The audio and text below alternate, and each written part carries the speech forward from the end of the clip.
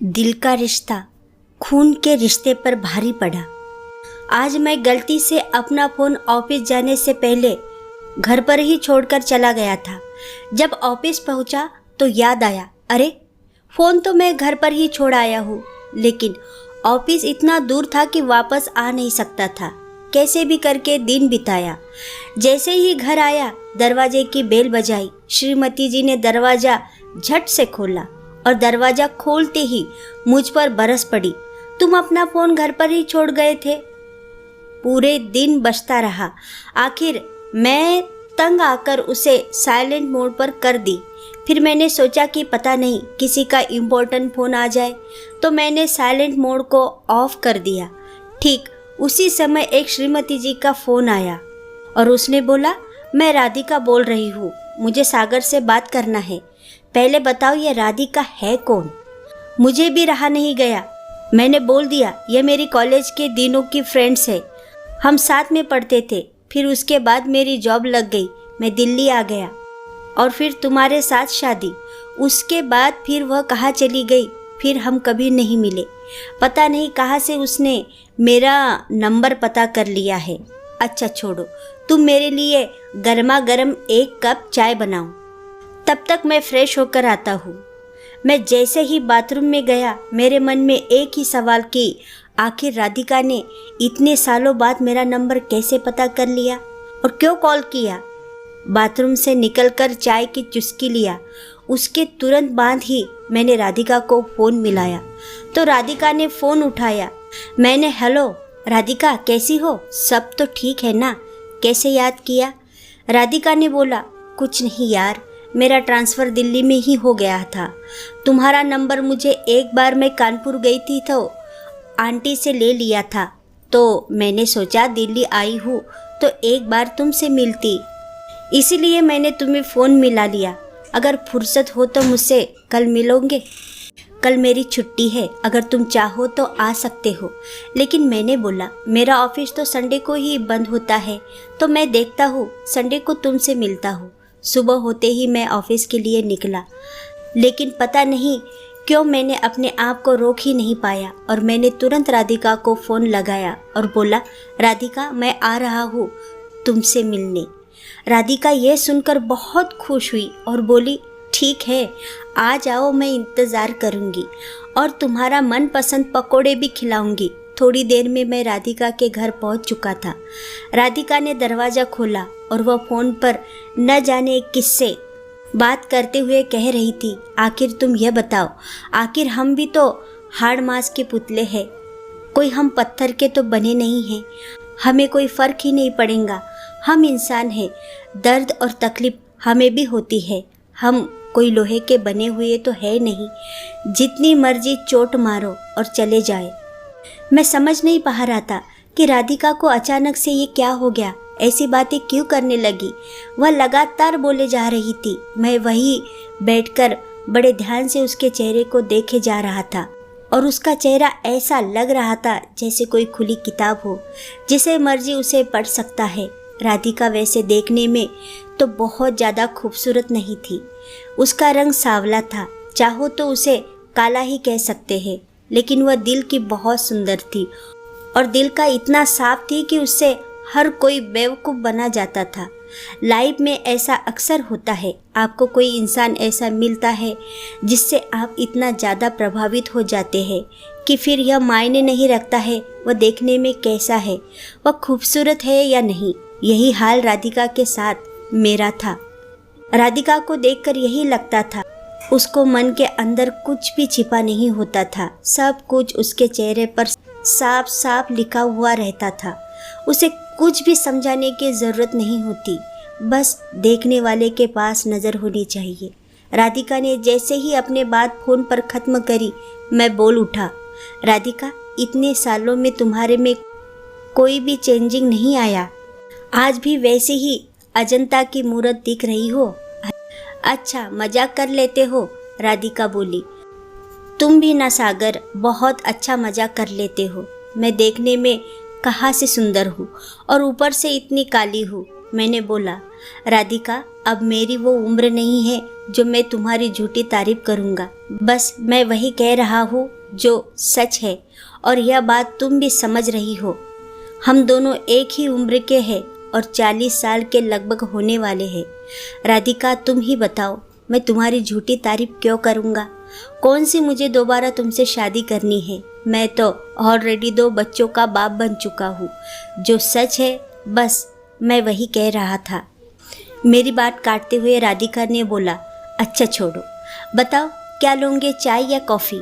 मैंने भी बोला, यार चाय पिला दो थोड़ा सा, क्योंकि आज बहुत सर्दी है। राधिका बोली, तुम्हारे लिए मैंने गर्मा गर्म पकोड़े भी बनाए हैं, चाय और पकोड़ों के साथ में मिलकर खाते हैं। मैंने राधिका से पूछा कि तुम्हारे ससुराल कहाँ है, कितने बच्चे हैं तुम्हारे पति क्या करते हैं? ये सवाल पूछते ही ऐसे लगा जैसे राधिका को करंट लग गया हो। वो बिल्कुल ही सोल्ड हो गई। मैंने पूछा, क्या हो गया राधिका, मैंने कुछ गलत पूछ लिया क्या? उसने बोला, नहीं, तुमने कहाँ गलत पूछा, गलत तो मैंने किया। इस उम्र में शादी तो हो ही जाती है और बच्चे भी हो जाते हैं। तो क्या तुम ये कह रही हो कि तुमने अभी तक शादी की नहीं? हाँ, मैंने अभी तक शादी नहीं की। मैंने पूछ लिया, क्यों नहीं, बताओ। राधिका, तुमने आखिरी शादी क्यों नहीं की? उसके बाद तो जैसे राधिका फफक कर रोने लगी। उसने बोला, सागर, सब कोई तुम्हारे जैसा सुंदर नहीं होता है जो मन की सुंदरता को देख पाए। सब बाहरी सुंदरता को देखते हैं। बाबूजी ने मेरे लिए कितने रिश्ते ढूंढा, लेकिन किसी लड़के को मैं पसंद नहीं आती थी। फिर मुझे देखते देखते मेरी भाई बहनों की उम्र भी शादी की जाने लगी। फिर मैंने ये फैसला किया कि मैं अब शादी ही नहीं करूँगी। कम से कम उनकी शादी तो हो जाए। और ऐसे ही देखते देखते कब उम्र बीत गया पता ही नहीं चला। और फिर माँ और बाबूजी की जिम्मेदारी भी मेरे ऊपर आ गई। मैंने फैसला किया अब क्या शादी किया जाए। आज भी ऐसा लग रहा था जैसे वो कॉलेज वाली राधिका हो, जिसे एक नज़र देखने के बाद किसी को भी प्यार हो जाए। पता नहीं लोग उसमें क्या देखते हैं। मैंने बोला, राधिका, तुम अपना हाथ मुझे दो। और मैंने बोला, मैंने तुम्हारा बड़ा भाई मानकर मैं तुम्हें यह विश्वास दिलाता हूँ कि मैं और तुम्हारी भाभी तुम्हारे लिए लड़का ढूंढ लेंगे और एक अच्छे खानदान में तुम्हारी शादी करना हमारी जिम्मेदारी है। यह मैं तुम्हें विश्वास दिलाता हूँ। इतना सुनकर राधिका बोली, सागर, अगर बनना ही है तो भाई नहीं मेरा बाप बन जाओ। क्या कह रही हो राधिका, समझ नहीं आया। सागर, मैं एक लड़के को पसंद करने लगी हूँ और मुझे यकीन है वो भी मुझे पसंद करते हैं, लेकिन मुझसे समझ नहीं आ रहा है कि मैं उनसे कैसे बात करूँ। अगर तुम मेरा भला चाहते हो तो एक बार उनसे तुम बात करो। मैंने बोला, तुम अपने मम्मी पापा से क्यों नहीं बोलती? इतना बोलते ही राधिका फिर गुस्से में हो गई। सागर, तुम्हें पता नहीं, पता यह दुनिया इतनी लालची है। सबको मेरे पैसे से मतलब है। सब यही चाहते हैं कि मेरी शादी ही ना हो।